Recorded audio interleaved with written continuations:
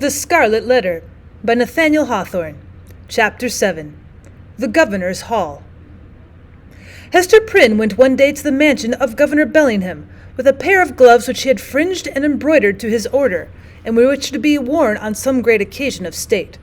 For though the chances of popular election had caused this former ruler to descend a step or two from the highest rank, he still held an honorable and influential place among the colonial magistracy. Another and far more important reason than the delivery of a pair of embroidered gloves impelled Hester at this time to seek an interview with a personage of so much power and activity in the affairs of the settlement.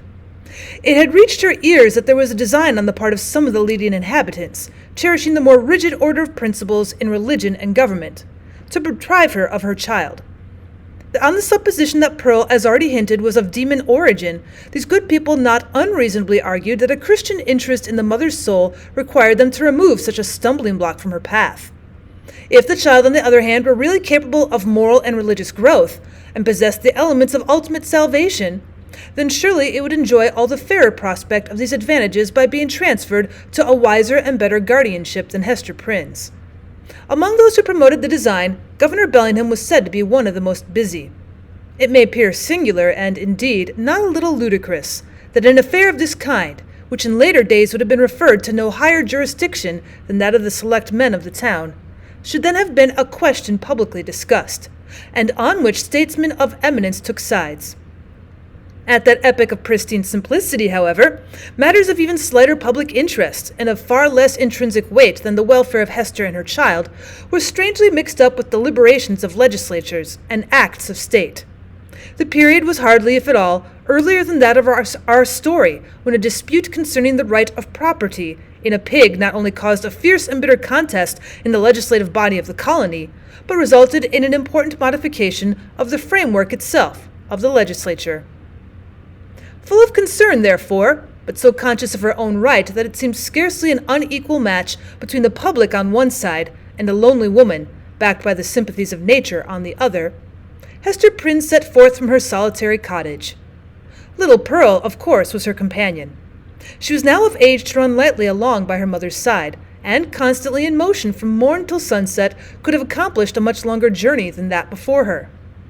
Often, nevertheless, more from caprice than necessity, she demanded to be taken up in arms, but it was soon as imperious to be let down again and frisked onward before Hester on the grassy pathway, with many a harmless trip and tumble. We have spoken of Pearl's rich and luxuriant beauty, a beauty that shone with deep and vivid tints, a bright complexion, eyes possessing intensity both of depth and glow, and hair already of a deep glossy brown, and which in after years would be nearly akin to black. There was a fire in her and throughout her. She seemed the unpremeditated offshoot of a passionate moment.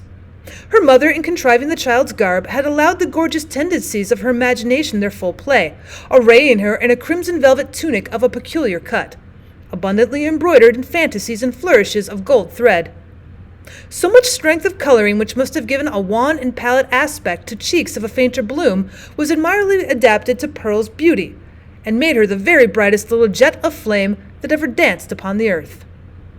But it was a remarkable attribute of this garb, and indeed of the child's whole appearance, that it irresistibly and inevitably reminded the beholder of the token which Hester Prynne was doomed to wear upon her bosom. It was the Scarlet Letter in another form, the Scarlet Letter endowed with life. The mother herself, as if the red ignominy was so deeply scorched into her brain that all her conceptions assumed its form, had carefully wrought out the similitude, lavishing many hours of morbid ingenuity to create an analogy between the object of her affection and the emblem of her guilt and torture. But in truth, Pearl was one as well as the other, and only in consequence of that identity had Hester contrived so perfectly to represent the Scarlet Letter in her appearance. As the two wayfarers came within the precincts of the town, the children of the Puritans looked up from their play at what passed for play with those sombre little urchins, and spoke gravely one to another. Behold, verily there is the woman of the Scarlet Letter, and of a truth, moreover, there is the likeness of the Scarlet Letter running along by her side. Come, therefore, and let us fling mud at them.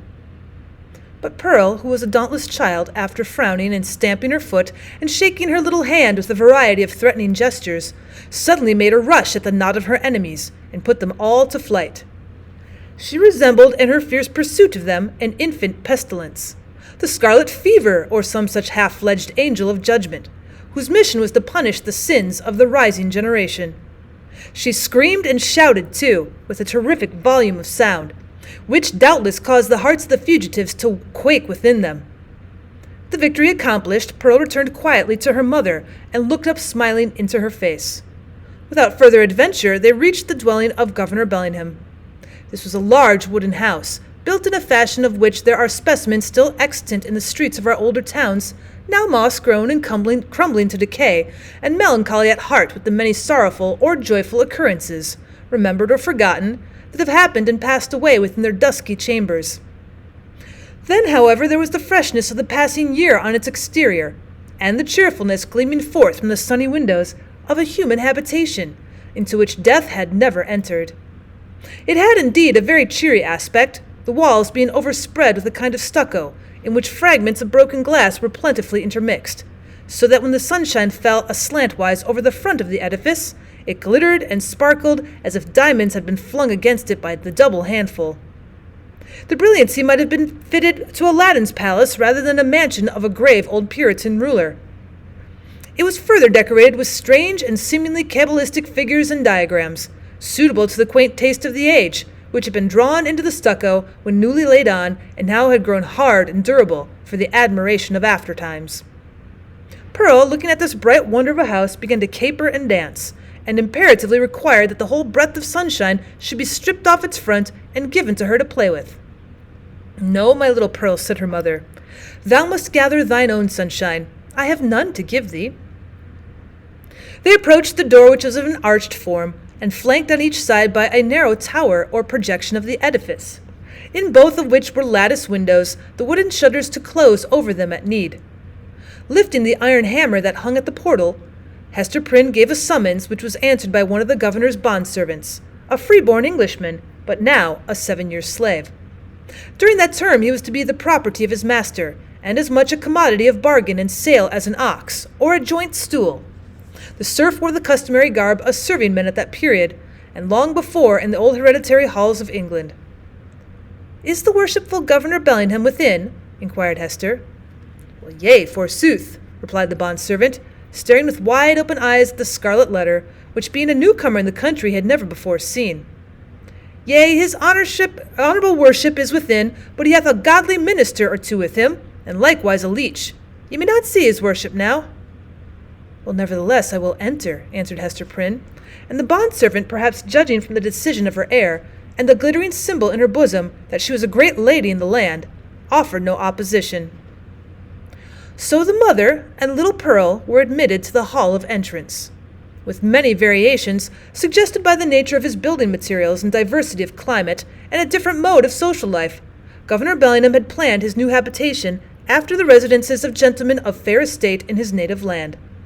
Here, then, was a wide and reasonably lofty hall, extending through the whole depth of the house, and forming a medium of general communication, more or less directly, with all the other apartments. At one extremity, this spacious room was lighted by the windows of 2 towers, which formed a small recess on either side of the portal.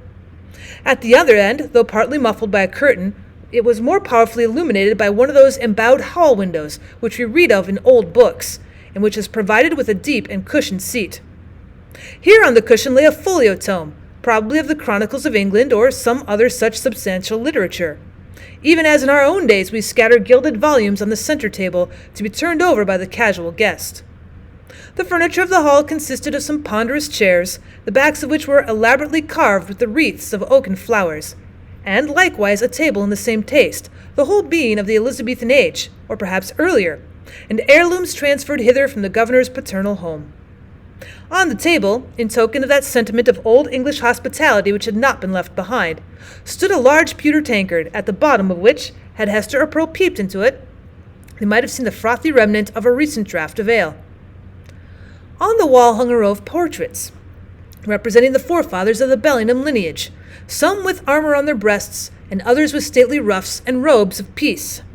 All were characterized by the sternness and severity which old portraits so invariably put on, as if they were the ghosts, rather than the pictures, of departed worthies, and were gazing with harsh and intolerant criticism at the pursuits and enjoyments of living men. At about the center of the oaken panels that lined the hall was suspended a suit of mail, not like the pictures, an ancestral relic, but of the most modern date, for it had been manufactured by a skillful armorer in London, the same year in which Governor Bellingham came over to New England. There was a steel headpiece, a cuirass, a gorget and greaves, with a pair of gauntlets and a sword hanging beneath. All, and especially the helmet and breastplate, so highly burnished as to glow with white radiance, and scattered an illumination everywhere upon the floor. Well, this bright panoply was not meant for a mere idle show, but had been worn by the governor on many a solemn muster and draining field, and had glittered moreover at the head of a regiment in the Pequod War. For though bred a lawyer, and accustomed to speak of Bacon, Coke, Noy, and Finch as his professional associates, the exigenities of this new country had transformed Governor Bellingham into a soldier, as well as a statesman and ruler. Little Pearl, who was greatly pleased with the gleaming armor as she had been with the glittering frontispiece of the house, spent some time looking into the polished mirror of the breastplate. "Mother," cried she, "I see you here. Look, look!" Hester looked by way of humoring the child, and she saw that, owing to the peculiar effect of this convex mirror, the Scarlet Letter was represented in exaggerated and gigantic proportions, so as to be greatly the most prominent feature of her appearance. In truth, she seemed absolutely hidden behind it. Pearl pointed upwards also at a similar picture in the headpiece, smiling at her mother with the elfish intelligence that was so familiar an expression on her small physiognomy. That look of naughty merriment was likewise reflected in the mirror, with so much breadth and intensity and effect, that it made Hester Prynne feel as if it could not be the image of her own child, but of an imp who was seeking to mold itself into Pearl's shape. "Come along, Pearl," said she, drawing her away. "Come and look into this fair garden. Maybe we shall see flowers there, more beautiful ones than we find in the woods." Pearl accordingly ran to the bow window at the further end of the hall and looked along the vista of a garden walk, carpeted with closely shaven grass and bordered with some rude and immature attempt at shrubbery. But the proprietor appeared already to have relinquished as hopeless the effort to perpetuate on this side of the Atlantic in hard soil and amid the close struggle for subsistence the native English taste for ornamental gardening. Cabbages grew in plain sight, and a pumpkin vine, rooted at some distance, had run across the intervening space, and deposited one of its gigantic products directly beneath the hall window, as if to warn the governor that this great lump of vegetable gold was as rich in ornament as New England earth could offer him. There were a few rose bushes, however, and a number of apple trees, probably the descendants of those planted by the Reverend Mr. Blackstone, the first settler of the peninsula, that half-mythological personage who rides through our early annals seated on the back of a bull. Pearl, seeing the rose bushes, began to cry for a red rose, and would not be pacified. "Hush, child, hush," said her mother earnestly. "Do not cry, dear little Pearl. I hear voices in the garden. The governor is coming, and gentlemen along with him." In fact, down the vista of the garden avenue, a number of persons were seen approaching towards the house. Pearl, in utter scorn of her mother's attempt to quiet her, gave an eldritch scream, and then became silent, not from any motion of obedience, but because the quick and mobile curiosity of her disposition was excited by the appearance of those new personages.